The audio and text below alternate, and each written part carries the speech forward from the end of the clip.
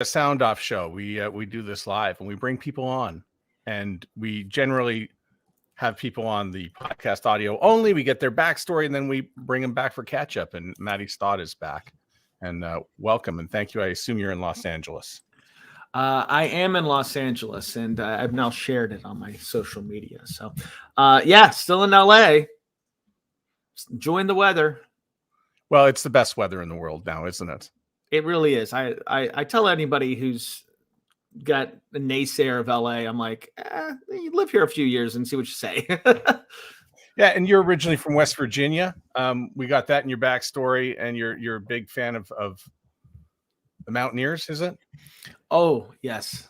Yeah. Yes. Bad football team this year, but as a West Virginia University fan, we get excited for football, and then halfway through the football season, we say, at least there's basketball. So yeah. We're at that. At least there's basketball phase in fandom. Well, you turn me on to the school. I get to, and it's because I follow your social media, so I can follow along and see how the team is doing, and I get the results every Saturday. And mainly, they haven't been all that good this year. No, not this year. No. The record is better though for your streak in podcasting, and I think I had you on the show. I'm going to guess 2019. I should be able to research my own show, but I didn't even manage to do that. But you and I spoke to each other at Podcast Movement, I guess that year, and Jam Street Media was in the throes. I guess you're about a year old or so, and you'd had a lot of podcasts that you'd launched. And I must say, you look very stressed. So catch me up from there. Tell me what Jam Street Media sort of in the final year before the acquisition. Stress was good. I tell my students that I feel like everybody young today, they want to jump in and start their own company. And I'm like, do your homework, like, know what you're going to do. We were hit by the pandemic like everybody. We'd lost some clients and then we just launched our network, and the network did really well. And we're still, up and running. Deep Cover, The Real Don Nebraska, and Appalachian Mysteria and A Life Story are kind of our three main shows now that are doing well. But when you start a company, you have to look for funding, and you have to, pay people. So, towards the last few months, we were making money, but just not enough, and the funding was not looking good. And that's when I got a call from a friend at iHeart that said, you should talk to these guys at Amaze Media Labs. And I said, don't know who they are. And he's like, nobody does. They're brand new, but I think you would work well with them. And they had started this company, and they were selling podcasts to some big brands and needed the production side of things. So it worked out perfectly for our company to be absorbed by them. And in the last year, it's just been amazing. We've got almost 40 clients now that we're making podcasts for. And big names: Ford, Nissan, Mac Cosmetics, Vistaprint, insurance companies, almost all of them, it seems like, and a lot of pharmaceutical companies. So, but yeah, that last year is tough. It really is. Being an independent podcaster today is really hard. Because again, you can make the best podcasts in the world, but if you don't have the money to do the promotion for them, it's really hard to get numbers that will actually get to a place where you're making ends meet. So if I'm to get this right, and I've been doing this for about 6 years now, it's hard to make podcasts, but then you have to spend 80% of the rest of your time marketing the podcast. Yeah. The marketing is so important. If you're a Spotify or an iHeart or, one of these other media companies, it's real easy. You just plug your promos into your inventory that you already have, and there you go.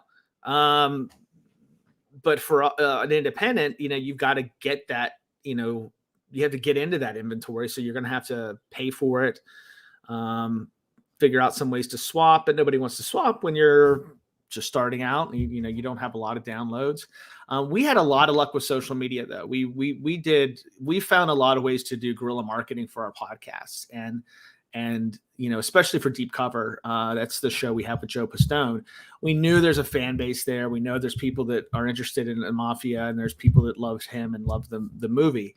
But even that, it took a while to get that one kind of up and going. And then it finally started to get a life of its own. But even with that, like, shoot, a few more bucks in spending would have been a lot more helpful than trying to do it all, from the ground up.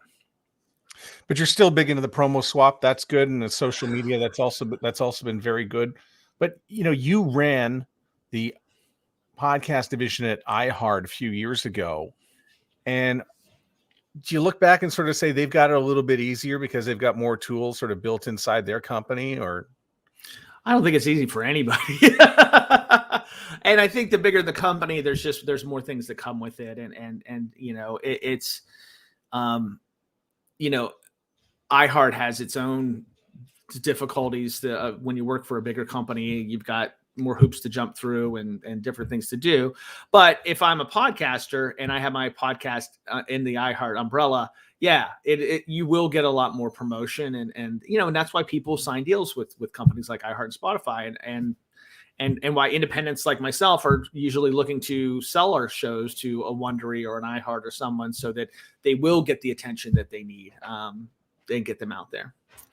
I believe you had a sports property inside Jam Street at one point. And so I look at the sports properties for podcasting in a different light because, you got to get them listened to in a little bit of a faster cycle than you would some of the more evergreen stuff. So do you treat it differently? Because it doesn't have, because we had a really popular podcast with baseball pitcher Ross Stripling. And then he and his partner decided they didn't want to do the podcast every week anymore. So it went away. If that was a normal podcast, when it goes out of production, you still got all the back inventory. You can make it go. I mean, our first season of Donnie Brasco was still our most popular season. People find it and they go and they start at the beginning and listen forward. But with sports, it's done. There's not many people going back to listen to an old episode of a sports podcast. So it really is, it's a lot harder to do that. I think that there's a lot more money going into sports podcasting now, thanks to the betting companies, and everything, but it's definitely a lot tougher they're there and then they're done. I sort of try to explain to people from radio about podcasting. I said, well, try to think of podcasting as being a little bit more on demand and radio being, live. But now I'm finding in podcasts that there's, as much live content going into podcast as there is on-demand content. So is there a way for you to break that up or better ways to handle that? I think that if you can create a mix of evergreen and not evergreen content, that's the way to go. I mean, right now my focus is working with brands, and with brands, we get to make evergreen podcasts for the most part. And it's great because, you can tell somebody you've now got a product that you can have on the shelf for years and people will go back. You can market them for years. You can do whatever you want with them for years. Where, with the live content, you can't do that. I mean, you can repackage like the interviews. So let's say we wanted to go back to all of the Big Swing. That was my podcast, and take all the interviews out and like maybe repackage just the interviews and put them out. That would be one way we could do it, but it's a lot of work for probably not a lot of payback. Define a branded podcast, because when I mention it, some people sort of their eyes glaze over and go, well, what's that exactly? Yeah.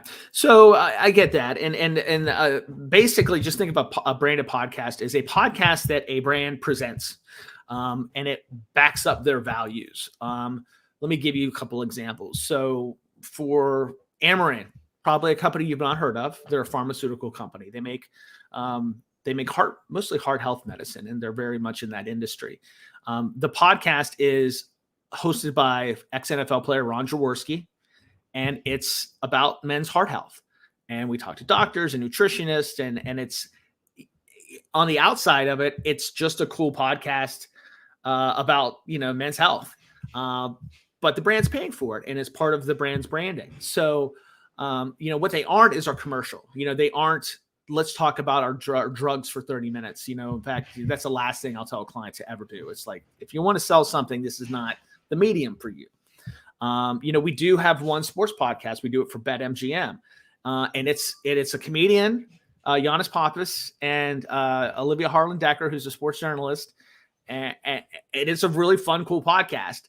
And there's a little betting segment at the end, and we might have a little betting talk in the front. But for the most part, again, it's branding. It's hey, BetMGM is a sports company, and here's this great podcast with these great guests. So, they really are a reflection of the brand, and a way for a brand to be in front of somebody for 30 minutes. Like that's a lot of ear time to get from anybody, especially if you're a brand.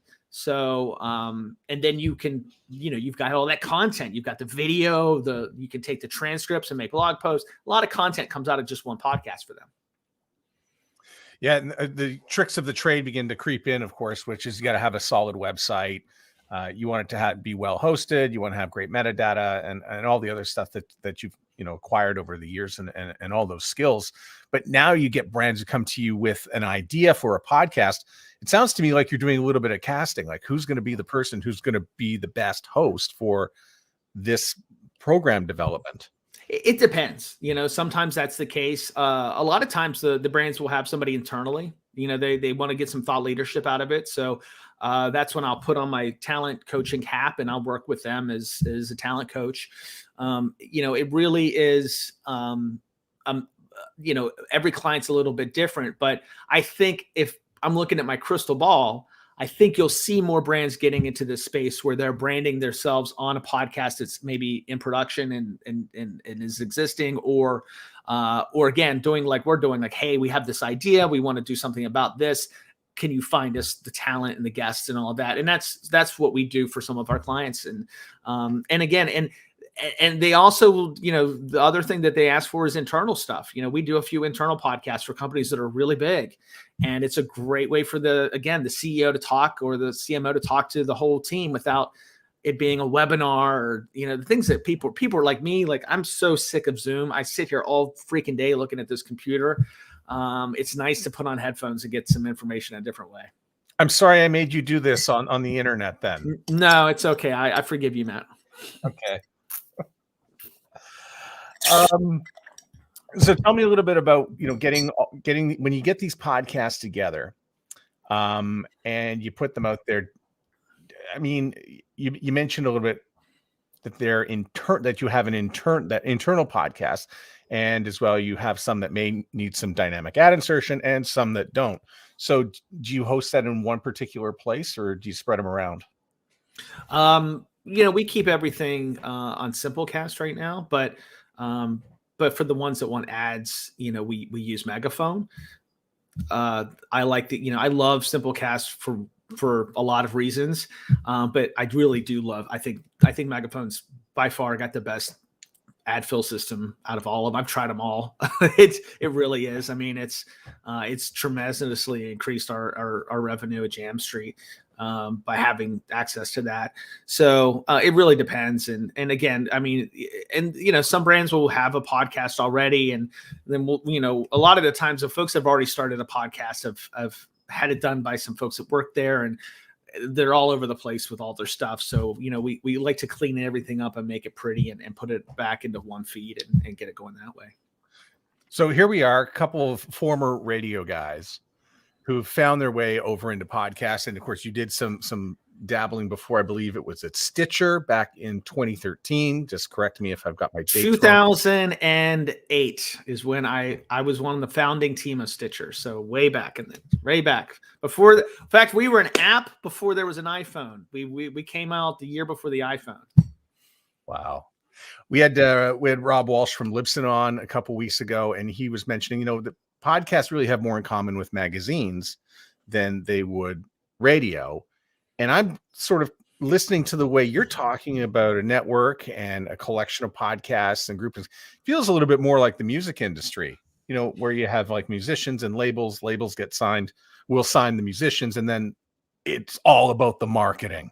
Yeah. I mean, it is a lot like the music industry. In a way, I think podcasting, that's why if you look at today's generation of executives, they're coming from TV and all these other places, and not radio as much. And it's because podcasts have become so multimedia. There's video element to everything we do. We make videos for social media. We On the network side, on the Jam Street side, we have IP rights to our podcast. We're looking to sell the IP rights if we can to our current shows. The way the content is built is not like radio. It's more, again, I always tell everybody the roots are NPR, and you always go back to the roots. And, when you look at podcasts, back when Rob and I were starting out at about the same time in podcasting, they were all really long. They were all about Mac computers. All of our top podcasts at Stitcher at the beginning were Mac Daily. And everything was tech, because the only people listening to the podcast were tech heads, except for then NPR started to get into it. And people were like, oh, these are really good. Let's just copy that and make that the podcast style. And we're still living with that today. Almost every podcast you hear has got some kind of NPR root, if you think about it, as far as their style goes. Has anybody made you a pitch and you today look back and say, damn, we should have picked that up? No. No, not too much. I've definitely had, I had some crazy person come after me on Twitter because they said I told him not to start a crypto podcast a few years ago. And I'm like, a few years ago, probably you should have started a crypto podcast, but I don't remember ever saying that. Cause I never, for me, I'm not the no guy. My thing is, if you're passionate about something, go do it. And that was me, my career. I was not supposed to get out of and get into talk radio, and I didn't have a big enough voice to make it in the big markets. And, people told me all kinds of shit. So I always feel if you're passionate about it, go do it. What's the biggest marketing oh wow moment that you've had in the last couple of years? The one that you said, oh, this works a lot better than I really thought it would. We have a podcast called A Life Story, and that podcast had no listeners. And the podcast is, we tell the stories of 80 and 90-year-olds. And it's done by Leslie Gold, the radio chick from, I worked with the WNEW. And it's a beautiful podcast. And I had a friend of mine, Chris Krematos, I always say his name. He runs podcasts. Chris said, hey, there's this podcast that has a very similar audience. You should just try to buy some spots on it. And we did. And I've never seen numbers jump up like they did from the one set of ads we did on that one podcast. And it really opened me up to when you find the perfect podcast to promote your podcast on, it makes all the difference. And that was a big one. With our brands, we've been trying different, things, with promoting with them. And one of the other aha moments is just, looking internally, especially when you're working with a brand, on what they have available. And they might not know they have lots of channels available to promote their podcast. So whenever you can discover those, it's pretty neat too. You mentioned earlier about the difficulties of starting a business and then paying people and everything that goes into it. Tell me about some of the challenges that you had moving out of the office with COVID and converting to work from home.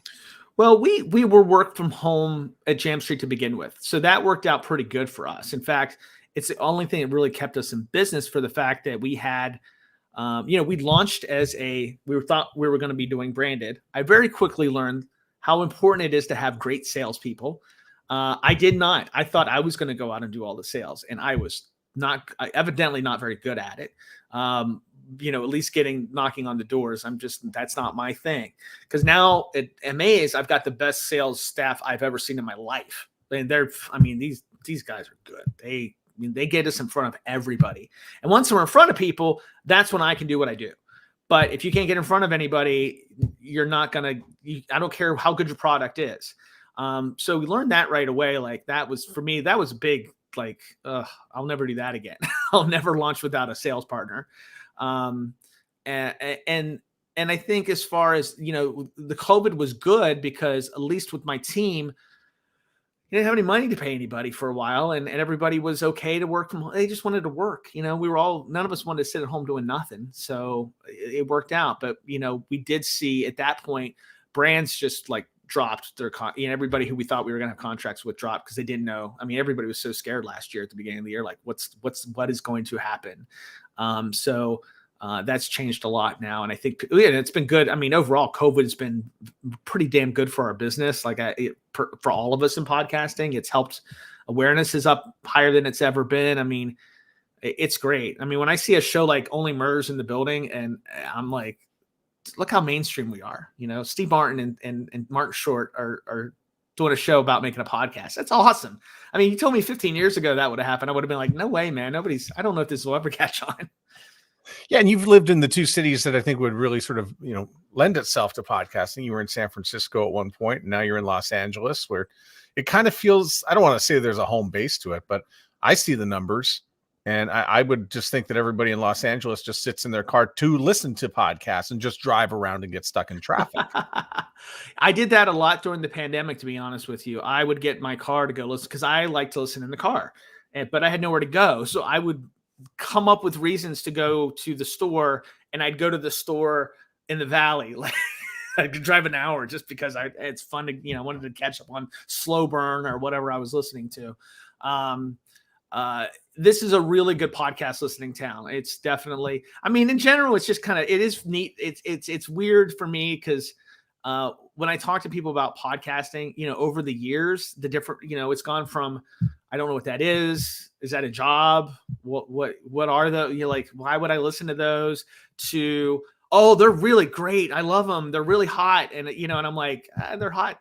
When I hear that, like, part of me is happy, but part of me is like, oh, where were you people 7-8 years ago when Stitcher was just flailing and we all had to figure it out, but different place now. Yeah. So some of the technological advancements over the last few years, are there any that have made you say, oh, wow, that's finally come to fruition and it's a good thing? Or, well, I mean, connected cars has been the big one for podcasting. And the fact that everybody's understands there's a podcast player on their phone. Not everybody. Let me not say that. Like, you still got to explain that to a lot of people. But I've always said that the rise in podcasting has come with increased and better content, and that's come because more people can listen because of the technology catching up. That was always the big thing, was just getting people to figure out how to listen to them. And now everybody's got a car that's connected in some way, shape, or form. Nobody has problems streaming things onto their car. Most cars have, and most of those units have Spotify built into them, or Apple, or if you're using Apple CarPlay, the podcast app is there as well. It's just a lot easier for folks.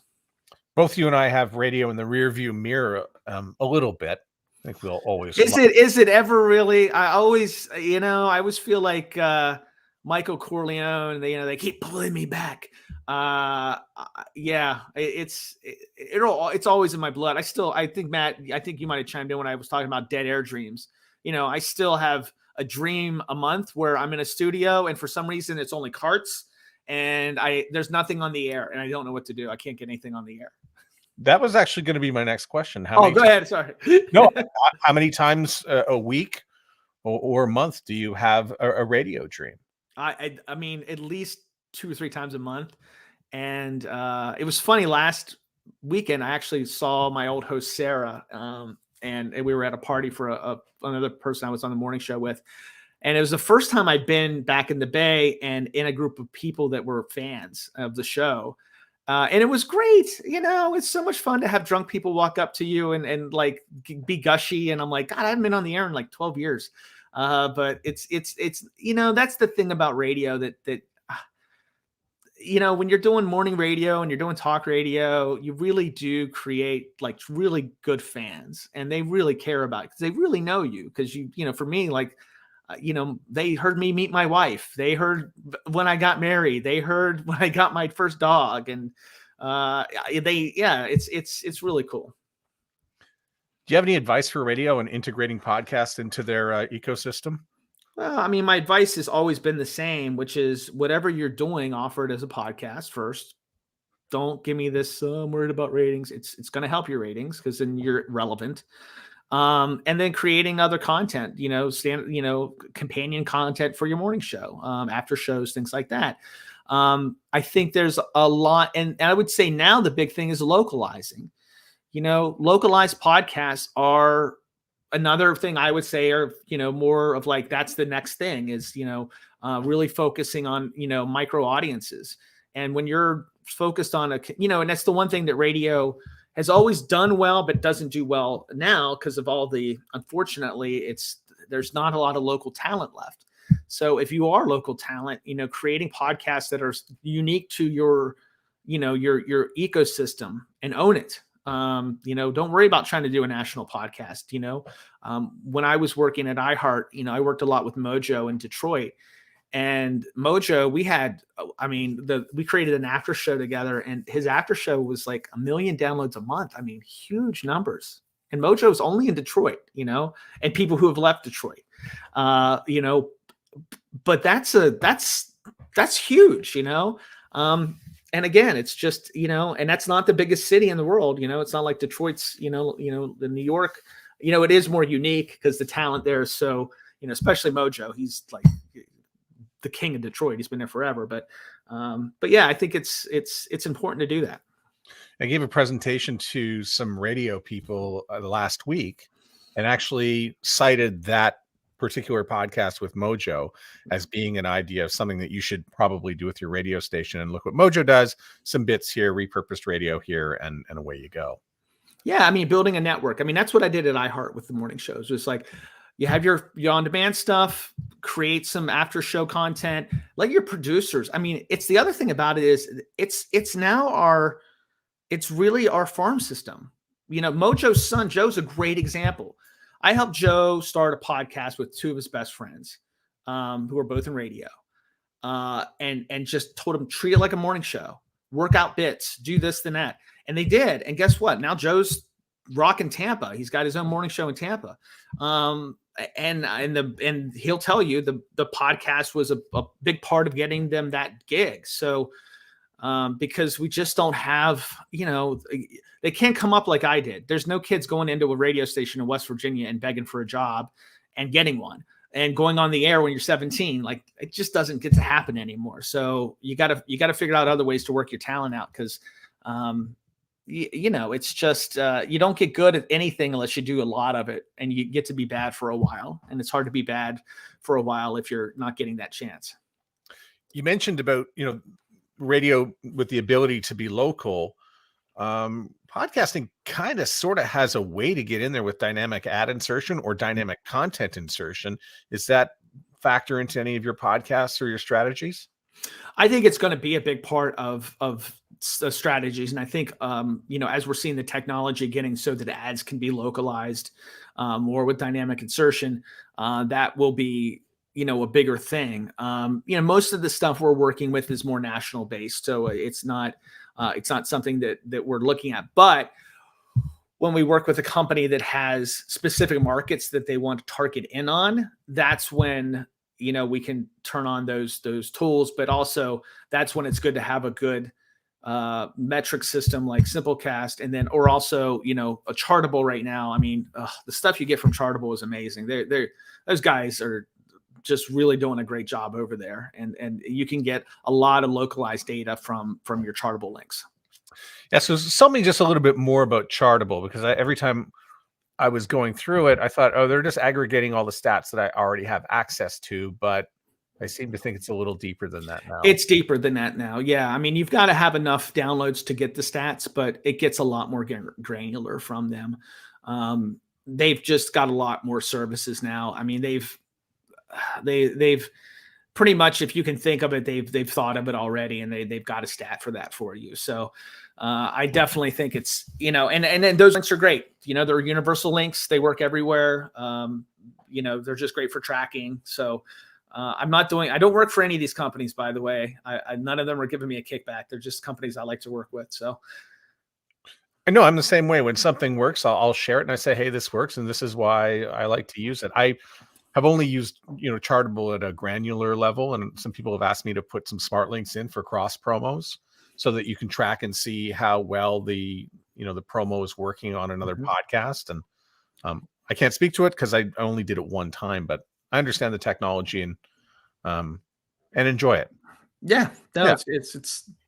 It's great. And it's, especially great when you're working with brands and folks that really want a lot of that granular data. So you do work with a lot of, people who are asking you for stuff, and you happen to be in podcasting, which is there's not a ton of attribution.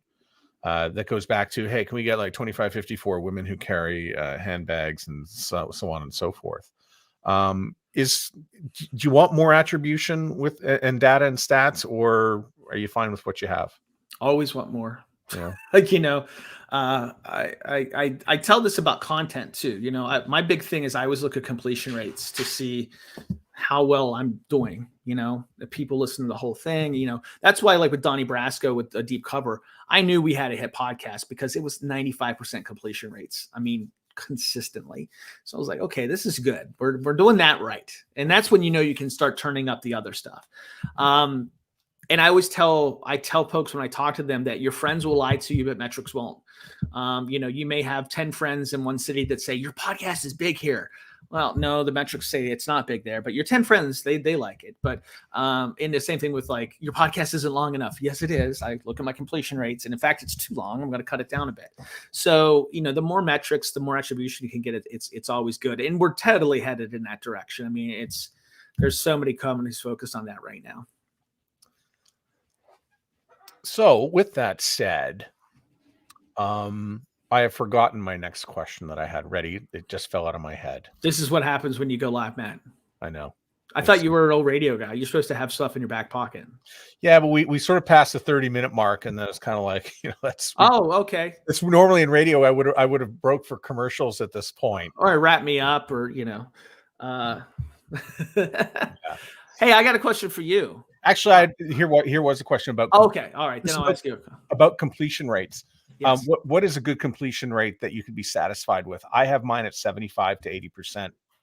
That's great. I mean, I tell most folks 60% and higher is good. Don't freak out about anything.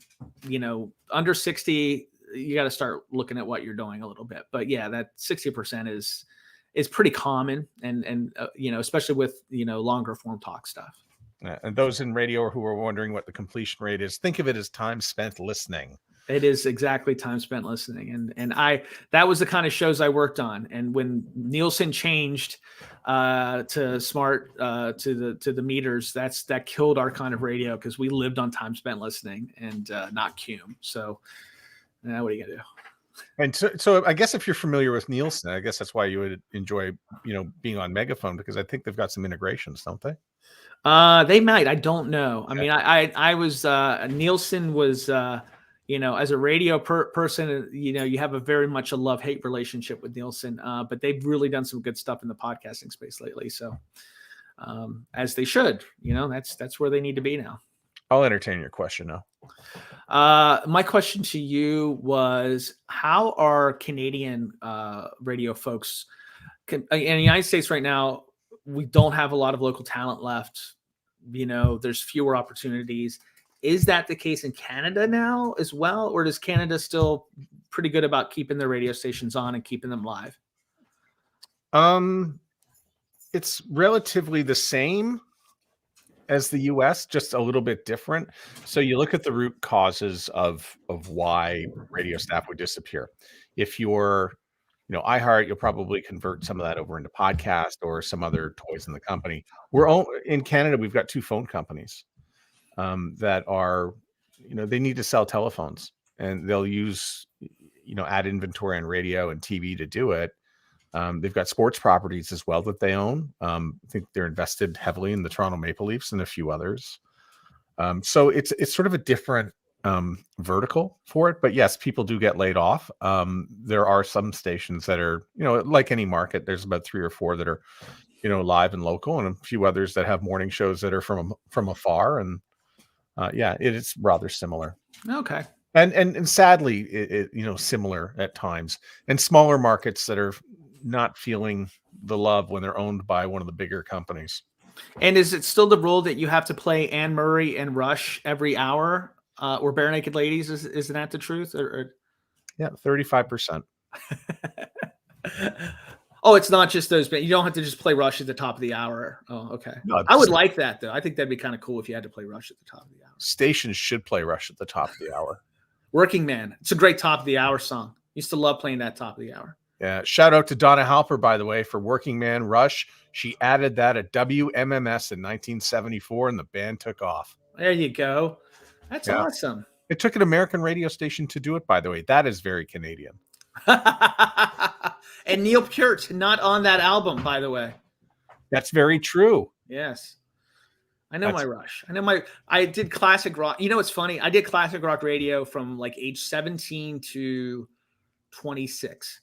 And I'm just now able to listen to classic rock songs again that everybody else loves because I just got so burnt out on all of them. So I've been rediscovering Rush and Led Zeppelin and all the bands that I got burnt out on. So it's been great. Yeah. You know, I felt I had to memorize everything about the band because I had to tell the stories about the bands on the radio. And then Wikipedia came along and I had to leave for podcasting. Well, and then, you know, now nobody has enough time to tell any stories. You know, it's like, there's Rush. Okay. Here's Led Zeppelin. Boom. It's, you know, there's not much chatter anymore. I used to have to get the lead out every night at 9:00 and play 3 Led Zeppelin songs. So needless to say, I got pretty deep. I'm playing like B tracks from Coda. And telling stories just to like entertain myself. I played 2. I did that, and I played 2 at 5:30 in the afternoon, and The Rover and Trampled Underfoot. I love those. Yeah. I just found Physical Graffiti again, and I was like, oh, that's a really good album. I like it. Yeah. Speaking of which, I guess how long do you think it's going to be before we can actually play some songs in podcasting? So I will tell you, I had a conversation about this with a lawyer when I was at another big media company. And he seemed to think this was 2-3 years ago, that at the point that was at least 6 years away. I mean, you can on Spotify, you know, but that's the only one. But I don't know. It's so hard to, you know, it's hard enough for them to figure music royalties out for streaming services. I mean, to figure out royalties for podcasts, I don't know. I think it's going to be a long, hard road. I mean, it'd be neat if they could give out just blank licenses and just, you know, you pay $500, you get a license, you can play anything you want. But I don't think that'll ever happen. Yeah. And also you have to do the licenses for every country the show is going to be downloaded in. So that's a lot of paperwork. Yeah. And, you know, and I'm a purist, you know, podcasts are for talking. Yeah, with the music. Yeah, I'll go that way too. I'm good with that. Yeah. Have you had any like thought, maybe you've been approached, maybe you already have a podcast that is exclusive on a Spotify or exclusive on anything? And have you thought about maybe just having a podcast that is subscription only? You know, I'm kind of out of the thinking about those kind of podcasts right now because I'm so focused on brands. I do think that, you know, the thing about subscription, I always tell everybody, if you've already got a giant audience, it's a good idea. You can really do well. But if you have a podcast you're wanting to gain new audience on, you're never going to gain new audience if you're charging people. Nobody pays to try something out they never heard before, at least not now. But so no. And as far as the exclusives go, I mean, if I have a podcast and Spotify offers me bank amount of money to make it exclusive, I would say take it. Okay, so we'll sign up. Yeah, because I mean, it's hard enough to make money in podcasting. So if you can get a you know, someplace like this ubiquitous, like a Spotify, as opposed to, you know, Himalaya or one of the other companies that aren't doing so well or around us anymore that are charging or making things exclusive, it's a lot better. Yeah, people come, people go sometimes with their ideas in podcasting. But, you know, one thing that seems to be consistent is the RSS feed. It's there and it's just cranking out audio all the time. Really simple syndication. Yeah. I wanted to speak briefly about the passing of G. Gordon Liddy, because you worked with him. The G-Man. Yeah, for a number of years. You were his producer. You worked very closely with him, and we lost him earlier this year. Yeah, I mean, Gordon made my career. I mean, I was a country music DJ / programmed APDMD at a rock station in West Virginia, and I was trying to get to any big market that would have me. And I'd found out that his producer had quit because I was a big fan of Don and Mike, who were on after him, and Howard, who was on before him. And I got to DC and I just talked my way into this job. John Pop, who was his executive producer, hired me, and then told me after a month that he was leaving, and then I was going to have to program or be with Liddy. Liddy was the nicest guy if you knew him well. I mean, people were afraid of him because of his reputation. I was too young and dumb to know any better, so I would talk back to Gordon.